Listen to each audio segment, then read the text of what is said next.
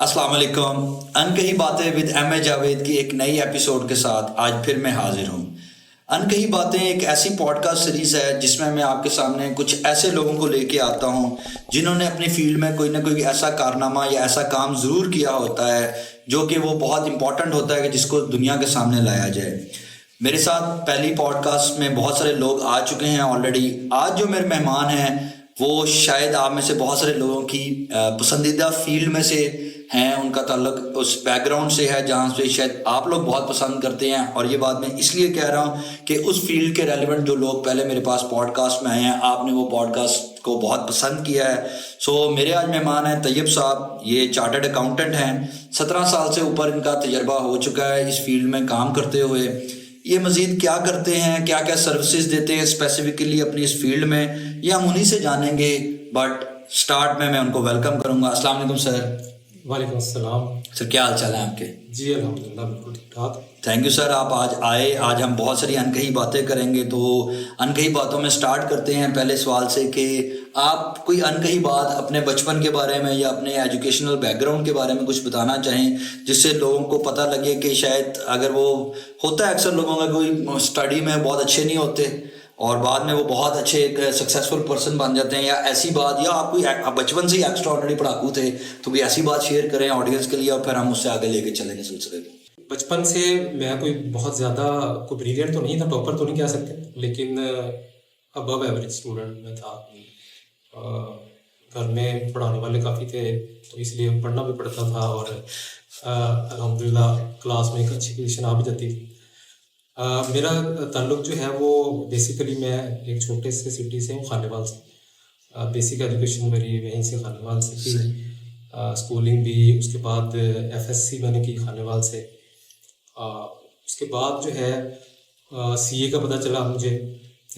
मेरे चाचू हैं तो उन्होंने मुझे बताया कि जी सीए की फील्ड है, तो मुझे बताया कि जी ये बहुत अच्छी फील्ड है। और जो उन्होंने बात जो मुझे की, जो जिसने मुझे बहुत ज़्यादा इंस्पायर किया, उन्होंने कहा कि जी ये ऐसी फील्ड है कि अगर आप, ये है तो डिग्री मुश्किल है, अगर आप लेकिन आधी भी कर जाते हैं तो आपकी ज़िंदगी बन जाती है। सही। तो was very inspiring for me. फिर मैंने डिसाइड किया कि जी मैंने सीए करना है। घर से भी मुझे सपोर्ट मिली और फिर उसके बाद मैं लाहौर आया इस चक्कर में कि मैं पहले कॉमर्स की फील्ड में मैं ग्रेजुएशन की। मैंने हेले कॉलेज आया। सर बात काटूंगा मैं, सॉरी, मुझे हेले कॉलेज से याद आता है आपका वाकया, आपने पहले शेयर किया था मेरे से। वो जरा से वाकया तो ज़रूर सुनाए ना अपना, ताकि पता लगे असल अनकही बात तो हुआ है। जी जी। देखिए मैं क्योंकि एक छोटे शहर से था तो एक एम्बिशन होती है कि मतलब लाहौर जैसे शहर में जाके पंजाब यूनिवर्सिटी में हेले कॉलेज में पढ़ने की।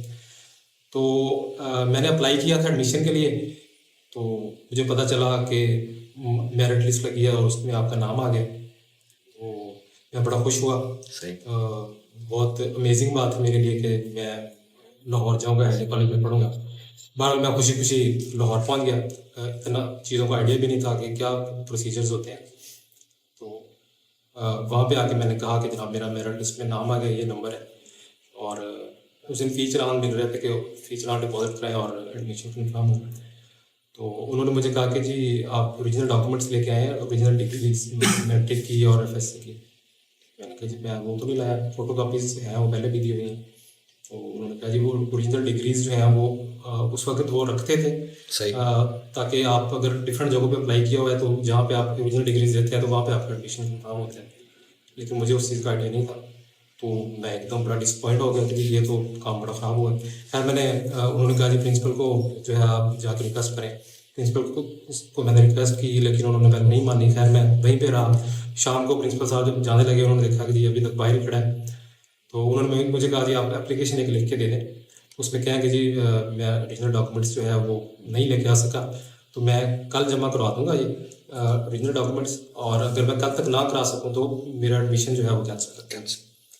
तो मैं फिर मैंने जी एप्लीकेशन लिखी और मैंने इसको एज ए चैलेंज लिया। और मतलब उस शाम हो गई थी, मैं रात को बाई ट्रेन जो है घर पहुंचा खानेवाल।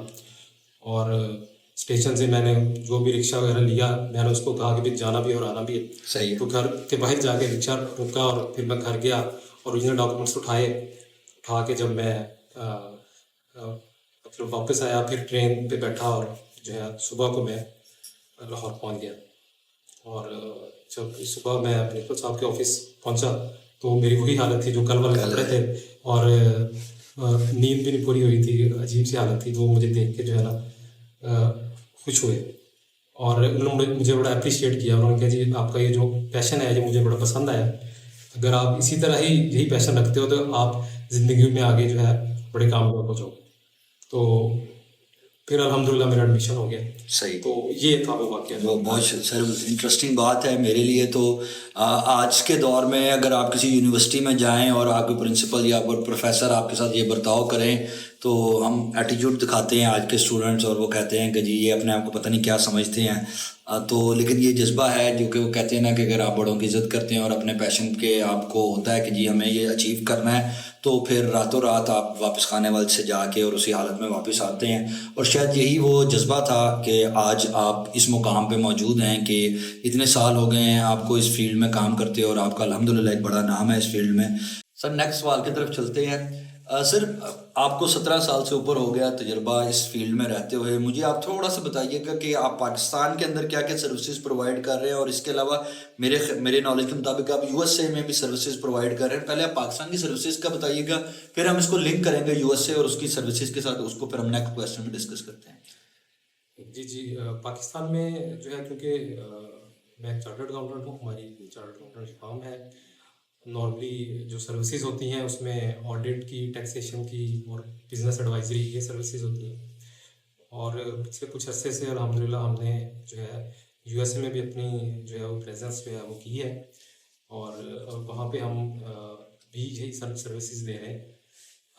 अकाउंटिंग सर्विसेज दे रहे हैं, उसके अलावा टैक्सेशन की एडवाइजरी दे रहे हैं, बिजनेस एडवाइजरी दे रहे हैं, कंप्लीट सोल्यूशन दे रहे हैं। कंपनी फॉर्मेशन से लेकर उसको उसके अकाउंट्स को मेंटेन करना और उसकी फाइलिंग जो भी लीगल फाइलिंग्स होती हैं सारी करना, ये सारा कंप्लीट सोल्यूशन हम दे रहे हैं। अच्छा सर, बेसिक फ़र्क अगर आपको मैं कहूँ ऑडियंस के लिए इजी लफ्ज़ों में बताना हो कि पाकिस्तान की टैक्सेशन और यूएसए टैक्सेशन में क्या फ़र्क है। और अक्सर मैंने सुना है कि लोग कहते हैं, प्रेफर्ड करते हैं कि जी आप अगर पाकिस्तान में बिज़नेस कर रहे हैं तो साथ में आप यूएसए में भी कंपनी रजिस्टर्ड लाजमी कराएंगे। क्या फ़ायदा क्या होता है, और ख़ासतौर पर जब आप दोनों जगह सर्विसेज प्रोवाइड कर रहे हैं तो आप इसको कैसे डिफ़ाइन करें? देखें यूएसए में और पाकिस्तान में टैक्सेशन में जो फ़र्क कोई बहुत ज़्यादा नहीं है। नॉर्मली ये परसेप्शन है कि पाकिस्तान में टैक्स रेट्स जो हैं वो बहुत ज़्यादा है, लेकिन यूएस में भी जो रेट्स हैं वो कोई इससे कम नहीं इतने ही हैं, क्योंकि वहाँ पे जो फेडरल गवर्नमेंट है वो टैक्स लेती है आपसे, वो 21% है, और बाकी डिफरेंट स्टेट्स जो हैं वहाँ पे डिफरेंट लेती है। हाँ वो स्टेट्स का भी इनकम टैक्स होता है। तो वो अगर दोनों को ऐड करें तो वो इसके बराबर या इससे ऊपर ही चला जाता है जो पाकिस्तान में रेट्स हैं। लेकिन डिफरेंस जो है जो आता है, वहाँ के जो लोग हैं उनको टैक्स के अगेंस्ट जो है वो फैसिलिटीज़ जो है वो अच्छी मिलती हैं। वो इस वजह से वो सेटिस्फाइड होते हैं अपने टैक्स के अगेंस्ट उनको एक विजिबल सर्विसेज मिलती हैं। ठीक है, पाकिस्तान में जो है वो उसका कह लेंगे कुछ दान है कि हमारे जो टैक्स मनी है वो इस तरह यूटिलाइज नहीं होती कि जो टैक्स पेयर है उसको कोई फैसिलिटीज़ या एक जनरल पब्लिक जो है उसको कोई बहुत ज़्यादा फैसिलिटीज़ दी जाए। अच्छा सर, इसी बात में मैं आपने कहा कि जी फैसिलिटीज़ बहुत मिलती हैं, तो मेरे जहन में एक आइडिया सवाल ये आया कि आई कैप बहुत काम कर रहे हैं, लेकिन हर दफ़ा जब नई गवर्नमेंट आती है या नया फाइनेंस मिनिस्टर आता है, नया बजट आता है, तो हम ये सुनते हैं कि जी हम टैक्स में ये फ़ायदे देने लगे हैं और हम बजट में ये फ़ायदे देने लगे हैं। सो व्हाट एज एन आई कैप फ्रेटर्निटी और इसके हिस्सा होते हुए ऐसी चार्टर्ड अकाउंटेंसी की, आपके ख्याल में कितना काम हो रहा है और कितना काम होना चाहिए? क्योंकि हम तो बहुत अरसे से सुन रहे हैं कि जी पाकिस्तान में टैक्स के ऊपर फैसिलिटेशन उतनी नहीं जितनी बाहर हैं, तो मेरा ख्याल से one of the very strongest fraternity है सीए वालों की जो है, तो उसके बारे में थोड़ा सा अगर आप बताएं ताकि लोगों को पता लगे वाकई कोई काम भी हो रहा है। जी, जो टैक्सेशन सिस्टम है उसमें मेनली जब भी ये बजट बनता है उसमें आपके टैक्स लॉज में जो चेंजेस आती हैं वो बजट प्रपोजल पहले होती हैं, फिर वो बजट अप्रूव होता है, तो फिर वो लॉ चेंज होते हैं और आपके टैक्स की जो चीज़ें हैं लॉज हैं वो हर साल जो है उसमें अमेंडमेंट आती है टूवर्ड्स इम्प्रूवमेंट। जो हमारा इंस्टीट्यूट है उसमें इस पे बहुत काम होता है। हमारे इंस्टीट्यूट में एक कमेटी बनाई जाती है जिसको इकोनॉमिक एडवाइजरी कमेटी कहते हैं, और वो सारा साल बजट प्रपोजल्स पे काम करती है कि टैक्सेशन सिस्टम में बेहतरी कैसे लाई जा सकती है और वो जो बजट प्रपोजल्स हैं वो फिर बिफोर द बजट वो गवर्नमेंट को प्रेजेंट की जाती हैं, और उसके बाद उस पर उनको कंसिडर भी किया जाता है। सर मैं यहाँ पे सॉरी बात काट रहा हूँ। एक ले मैन का, चाहे मैं टैक्सेशन से उस तरह ताल्लुक तो नहीं रखता, लेकिन मेरा माइंडसेट है शायद, या जनरल पब्लिक का, कि मानी मुनी कोई नहीं जाती किसी भी इदारे की। लाइक लोग कहते हैं ये आई कैप के अलावा किसी कमेटी की बात कह दूँ, रियल स्टेट के लोग हैं या कोई और इदारों के या चैम्बर्स के लोग हैं, बात तो होती है, वो सब कहीं ना कहीं अपनी देते हैं। कोई वाइट पेपर जारी कर देता है, कोई कुछ कर देता है। जी, किसी हद तक आपकी बात ठीक है, लेकिन जो प्रपोजल जाती हैं उनमें से कुछ मानी भी जाती हैं, लेकिन ये है कि सारी इसलिए नहीं मानी जाती कि जो डिसीजन मेकर होते हैं उनके ऊपर डिफरेंट प्रेशर्स होते हैं। जैसे कि कई दफ़ा सर्कमस्टांसिस ऐसे होते हैं, या आपके ऊपर कोई अथॉरिटीज़ होती हैं, जैसे कि आपके लैंडर हैं, IMF है, बिल्कुल सही। उन्होंने जो बात कह दी वो तो आपको माननी पड़ती है, ठीक है। फिर वो प्रपोजल जो उससे रेलिवेंट होती हैं वो फिर नहीं मानी जाती। तो सर इससे मेरी अंडरस्टैंडिंग जो हुई है वो ये हुई है कि ये कहना बड़ा आसान होता है कि जी हम आएंगे तो हम ये कर देंगे, या हमारी गवर्नमेंट आएगी तो ये कर देंगे। लाइक अगर मैं किसी भी पॉलिटिकल पार्टी से बिलोंग करता हूँ और मुझे अकाउंटेंसी का बड़ा पता है और मैं चला जाऊँगा, तो वहाँ जाके मुझे पता लगता है कि मेरे पास इस टाइम कितने प्रेशर्स हैं। मतलब IMF टाइप इदारों के होंगे और बहुत सारे इदारों के होंगे, और उस time as a whole government का या सिस्टम का जो प्रेशर है या इंक्लिनेशन है कि हमने इस दफ़ा इस सेक्टर को ज़्यादा फैसिलिटेट करना है, और अगर आपकी आई कैप है या कोई और रियल स्टेट वाले हैं, अगर उनका सजेशन उसके ऑपोजिट है तो डेफिनेटली मैं नहीं मानूंगा। एज अ गवर्नमेंट बात कर रहा हूँ। जी जी, आप ठीक कह रहे हैं। जो भी सजेशंस जाती हैं, जो गवर्नमेंट होती है उसके ऊपर प्रेशर्स भी होते हैं, लेकिन किसी हद तक गवर्नमेंट का भी उसमें रोल होता है, गवर्नमेंट का विल होता है। सही है। गवर्नमेंट का अगर विल हो तो काफ़ी सारी चीज़ें पॉजिटिव हो भी जाती हैं, बिल्कुल ठीक। और कुछ प्रेशर्स की वजह से फिर जो है वो जो पेस है वो स्लो होती है। ठीक। सर मैं फॉलो कर रहा था आपको, तो आपको बड़ा शौक है साइकिलिंग का, तो कुछ बताए why why you do cycling, और क्या वजह, क्या अकेले नहीं करते ना, मसला ये कि आप अकेले कर रहे हो तो मैं कहूँगा हाँ ठीक है, लेकिन कोई आप साथ अपनी कम्युनिटी को लेकर चलना चाहते हैं, तो हेल्थ कॉन्शियस बहुत ज़्यादा हैं, या कहीं से कोई ये सोच है आपके अंदर कि नहीं ऐसी एक्टिविटीज़ करनी चाहिए और कम्युनिटी के लिए करनी चाहिए? जी जी, हेल्थ एक्टिविटीज़ का मुझे शौक तो है शुरू से, मैं डिफरेंट एक्टिविटीज़ करता रहा पहले। उसमें क्या लें कि जॉगिंग करता था, कभी कभी जिम भी जाता था, और स्विमिंग में रेगुलर भी करता रहा हूँ पहले। लेकिन ये कि ये साइकिलिंग वाला जो कोई 1 साल पहले से मुझे कोई शौक हुआ, उसमें शौक इसलिए हुआ कि हम जो है वो ग्रुप में साइकिलिंग करते हैं, और पहले एक ग्रुप था उसके साथ हमने साइकिलिंग स्टार्ट की।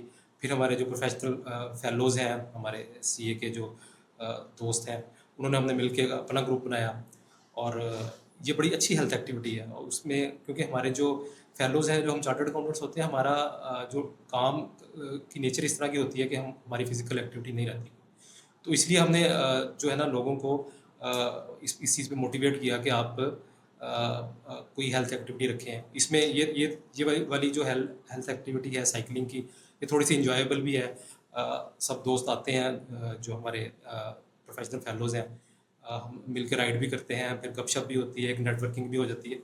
तो ये काफ़ी सारी चीज़ें जो है इससे आपको बेनिफिट मिल जाते हैं। आपका जो है आपने काम तो करना ही होता है, लेकिन ये है कि ये आप हेल्थ एक्टिविटी रखेंगे तो आपके वर्क लाइफ बैलेंस भी रहता है। अच्छा सर, आप जो as a chartered accountancy fraternity की बात करें, या यंग बच्चे बच्चियां अगर आते हैं, तो आप एज अ इदारा के पार्ट आई कैप का हिस्सा होते हुए भी, और अगर आपकी फर्म या जो आप काम कर रहे हैं, तो आप कैसे फैसिलिटेट करते हैं नए लोगों को, ताकि सामान, क्योंकि मुझे मैं अपने कुछ मैं ट्रेनिंग्स वगैरह करता हूँ, तो मेरे 1-2 स्टूडेंट्स ने मुझे कहा कि यार वो मेरे आर्टिकलशिप तो करवा दो, तुम्हारे जानने वाले हैं सर, प्लीज़ यहाँ कर लें। तो उस सिलसिले में कई दफ़ा फीडबैक आता है, लोगों का क्वेश्चन आते हैं, तो मैंने कहा मैं आपसे पूछूं ताकि ऑडियंस को भी पता लगे, और फिर मे भी समहाउ अगर कभी मौका मिले तो रेफ़र कर सकें उनको लोगों को। जी जी, देखें स्टूडेंट्स जो आते हैं पहले स्टडी के लिए और फिर आर्टिकल्स के लिए, उसके लिए हमारा जो इंस्टीट्यूट है उसने एक प्रॉपर फैसिलिटेशन बनाई हुई है, प्रॉपर गाइडेंस होती है, और इसके अलावा हमारे जो एजुकेशन के लिए इंस्टीट्यूट्स हैं वो भी प्रॉपर गाइड करते हैं। और जहाँ तक बात रही आर्टिकल्स की, जो ट्रेनिंग होती है हमारी, उसमें स्टूडेंट्स को प्रॉब्लम थोड़ी सी आती है, क्योंकि कुछ स्टूडेंट्स की एक्सपेक्टेशन डिफरेंट होती हैं, और जो है ना फिर वो थोड़ा वेट करते रहते हैं कि बहुत अच्छी हमें कोई अपॉर्चुनिटी मिल जाए। लेकिन ये है कि आई कैप जो हमारा इंस्टीट्यूट है उसने इसके ऊपर काफ़ी वो काम कर रहे हैं, और कुछ तो जो मेनली तो पहले ये होता था कि जो हमारी जो चार्टर्ड अकाउंटेंट्स फर्म थी सिर्फ वही जो है ना स्टूडेंट्स को ट्रेन करती थी। अब क्योंकि उसमें एक लिमिटेड कैपेसिटी है और स्टूडेंट्स माशाल्लाह ज़्यादा आ रहे हैं, तो हमारे इंस्टीट्यूट ने अब इंडस्ट्री में भी काफ़ी सारी इंडस्ट्रीज़ को जो है वो ट्रेनिंग ऑर्गेनाइजेशन जो है रिकग्नाइज़ कर लिया। अब बच्चे जो है वहाँ पे भी जाकर ट्रेनिंग लेते हैं, तो उससे ये वाला जो ट्रेनिंग ना मिलने का जो प्रॉब्लम था वो काफ़ी हद तक जो है वो कम हो गया। चार्टर्ड अकाउंटेंट को बनना चाहता है, मुझे अपना दौर याद है जब मैंने चाहा था कि कुछ क्या करना है फील्ड में, तो मेरे एक दोस्त हैं जिन्होंने चार्टर्ड अकाउंटेंसी को चूज़ किया और उन्हीं के तवज्जो से शायद आपके साथ लिंक बना है। तो मुझे याद है तब मैं उसको यही कहता था, मैंने कहा भाई किधर फंस गए हो तुम, किधर जा रहे हो तुम, किस तरह पेपर सारे क्लियर करोगे, लेकिन अल्हम्दुलिल्लाह वो अच्छी सक्सेसफुल चीज़ चल रही है उसकी। और भी मेरे बहुत सारे दोस्त हैं, तो हमें चार्टर्ड अकाउंटेंसी के बारे में जानने का मौका मिल रहा है एंड आई होप सो कि जो ऑडियंस है उनको भी फ़ायदा होगा। सर एक सवाल और मेरे जहन में आया बात करते हुए कि सर हमने स्टूडेंट्स की बात कर ली, स्टूडेंट्स आते हैं सीए करना चाहते हैं, कोई पूरा कर पाते हैं, बीच में निकल जाते हैं, कोई बीए करके अपनी डिग्री पूरी कर लेते हैं, लेकिन जो चार्टर्ड अकाउंटेंट बन जाते हैं और नए मेंबर आई कैप के अंदर रजिस्टर्ड हो जाते हैं, तो उनके भी बेशुमार चैलेंजेस हैं, जॉब हंट या डिफरेंट चीज़ें, तो उसको आप individual as a part of आई कैप, इंडिविजुअल से मेरा सिर्फ पर्सनैलिटी नहीं लेकिन एज अ चार्टर्ड अकाउंटेंट और आई कैप फैमिली का हिस्सा होते हैं, आप कैसे खुद भी देख रहे हैं और एज अ इदारा भी क्या फ़ायदे होते हैं और उनको क्या प्रॉब्लम्स जो जनरली फेस होती हैं, कुछ तो मैंने बताई जॉब की, बाकी क्या प्रॉब्लम्स आती हैं वो आप बताएंगे और कैसे उसको हेल्प आउट करते हैं आप लोग? जी जी देखें, जो हमारे मेंबर्स हैं जो चार्टर्ड अकाउंटेंट्स हैं, यंग चार्टर्ड अकाउंटेंट्स हैं, वो अब अल्हम्दुलिल्लाह एम्प्लॉयबिलिटी का प्रॉब्लम इतना नहीं है। सही। हमारे काफ़ी सारे मेंबर्स जो है ना जो पाकिस्तान से बाहर सर्व कर रहे हैं, तो अल्हम्दुलिल्लाह हमारे जो चार्टर्ड अकाउंटेंट्स हैं उनकी क्वालिटी जो है किसी भी वर्ल्ड क्लास जो इंस्टीट्यूट है चार्टर्ड अकाउंटेंट्स का उसके साथ आप उसको कंपेयर कर सकते हैं, कंपेरेटिव वाले। अच्छा, इसलिए वो पूरी दुनिया में जो है इनकी डिमांड है, पाकिस्तान से बाहर काफ़ी लोग जो हैं वो सर्व कर रहे हैं और लोकल भी जो है ना एम्प्लॉयबिलिटी का कोई इशू नहीं है, लेकिन फिर भी हमारा जो इंस्टीट्यूट है वो इस पे काफ़ी काम करता है। जो जिनको एम्प्लॉयमेंट के इशू होते हैं, इंस्टीट्यूट ने एक पोर्टल बनाया हुआ है, उसके ऊपर वो रजिस्टर होते हैं, इंस्टीट्यूट जो है वो भी उनकी हेल्प करता है। और हम एज ए इंडिविजुअल जो है मैं हूँ, मेरे कुछ दोस्त हैं, उसमें मेरे काफ़ी सारे सीनियर हैं हमने भी एक ग्रुप बनाया हुआ है जिसमें हम लोगों को जो हमारे मेंबर्स हैं या अभी मेंबर्स नहीं बने हैं, सीए कर रहे हैं, पार्ट क्वालिफाइड है, उनको हम प्लेसमेंट्स करवा देते हैं, क्योंकि हमारी फ्रेटर्निटी में काफ़ी सारे लोग हैं जो सीनियर पोजीशंस पे बैठे हैं, उनको फिर हम रेफ़र कर देते हैं। और ये मतलब काम हम काफ़ी अच्छे से कर रहे हैं और अल्हम्दुलिल्लाह ऐसा कोई कुछ नहीं है कि कोई चार्टर्ड अकाउंटेंट जो है उसको एम्प्लॉयमेंट का कोई प्रॉब्लम जो सबसे इंटरेस्टिंग बात मुझे चार्टर्ड अकाउंटेंसी की फील्ड में ये लगती है और शायद वो आई कैप की वजह से है, आप सब लोगों की सीनियर्स की वजह से है कि ये जो आपने लाइन बोली कि जिनको कोई एम्प्लॉयबिलिटी का इतना ज़्यादा इशू नहीं है, एक जनरल पब्लिक के अंदर कॉन्सेप्ट है ये कि यार बस एक दफ़ा आप घुस जाओ, जैसे आपने स्टार्ट में शायद अपने चचा की बात की या किसी रिलेटिव की बात की थी, कज़न की, जिन्होंने आपको कहा कि एक दफ़ा घुस जाओ तो क्लियर हो ही जाओगे और उसके बाद आसानी है, तो that is a very great thing. और बाकी पाकिस्तान की जो स्टैंडर्डाइजेशन की बात है आई कैप की और उसकी क्वालिटी ऑफ एजुकेशन की, वो इंटरनेशनली मैं खुद अपने बहुत सारे दोस्तों को जानता हूँ, they are doing good jobs internationally. तो सर बातें तो बहुत ज़्यादा होती रहेंगी, सो लंबी हो जाएगी बात, तो एंड में मैं सिर्फ आपसे ये जानना चाहूँगा कि यंग बच्चे बच्चियाँ स्टूडेंट्स जो हैं इनको क्या आप एडवाइस करना चाहेंगे? नंबर 1, सीए फील्ड अच्छी है, आना चाहिए, या सीए में कितनी डिमांड है नए लोगों की? यही जैसे बाकी सारे कंप्यूटर साइंस है, एआई अब तो आ रहा है, लेकिन कंप्यूटर साइंस है, इंजीनियरिंग है, ये सारी सैचुरेटेड हो गई हैं। तो एक तो आप ये बताइए कि लोगों को आना चाहिए और इसमें कितनी डिमांड है, कितना पोटेंशियल मौजूद है, प्लस कितना अच्छा वो कमा सकते हैं इस फील्ड में रहते हुए, ये भी आप बताइएगा प्लीज़। जी, हमारा जो ये प्रोफेशन है अल्हम्दुलिल्लाह it is one of the best paying professions.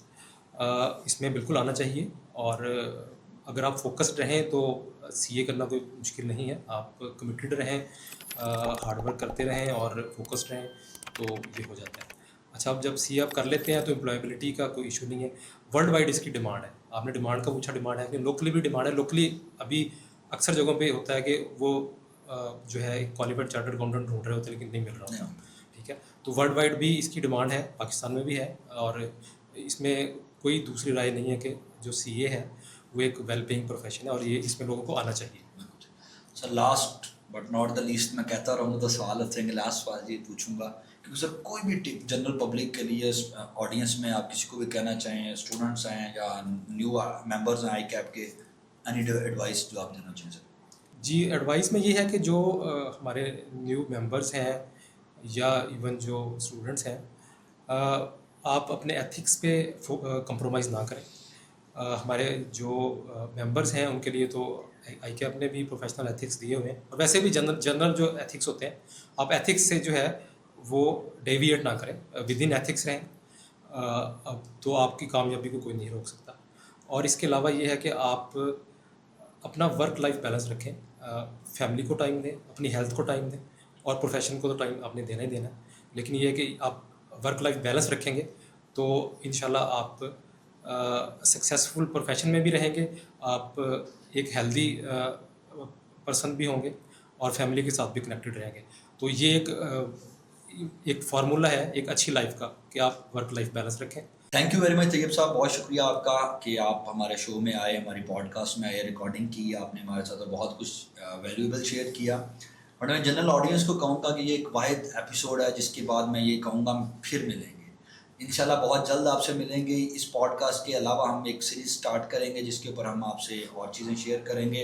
Budget बहुत करीब है तो बजट के बारे में भी इंशाल्लाह बात करेंगे। और तैयब साहब का शुक्रिया एडवांस में करूँगा कि उन्होंने कहा कि हम इसके ऊपर बात करेंगे, और मैं अपनी ऑडियंस के लिए वो पॉडकास्ट की सूरत में या एक वैसे इंटरव्यू की सूरत में या ऐसे शो की सूरत में हम ज़रूर सामने लेके आएंगे जिसमें हम टैक्सेशन के साथ साथ हम बजट को डिस्कस करेंगे। So stay tuned. और अगर आप चाहते हैं कि स्पेशल बजट के मतलब या किसी भी और चीज़ के बारे में सवाल पूछना चाहते हैं मुझसे या सर से, तो please do ask, comment box में शेयर कीजिएगा अपना सवाल। और इसके अलावा हमारी इस यूट्यूब चैनल को सब्सक्राइब करें और शेयर करें दो लोगों के साथ ताकि ये मैक्सिमम लोगों तक पहुंच सके। Last but not the least, अगर आप में से भी कोई मेरा गेस्ट बनना चाहता है तो please do let me know, message के थ्रू कांटेक्ट कर लें किसी भी तरीके से, ताकि कल को आप भी मेरे पास यहाँ मौजूद हो सकें। हंसते रहें, मुस्कुराते रहें और पाकिस्तान में और पूरी दुनिया में अपना नाम रोशन करते रहें। शुक्रिया।